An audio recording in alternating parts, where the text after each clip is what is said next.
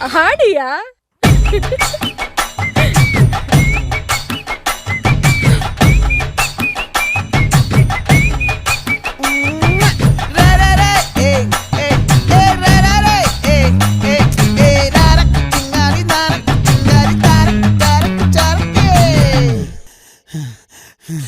விளைஞ்சிருக்கும் என் வெத்தலை கொடி அட வளைஞ்சிருக்கும் ஒரு சன்னல் வெடி தோட்டா ஒரு கண்ணால தொலைஞ்ச ஒரு பொண்ணால வாகா இந்த வம்பால வல விரிச்சிட வந்தாளே.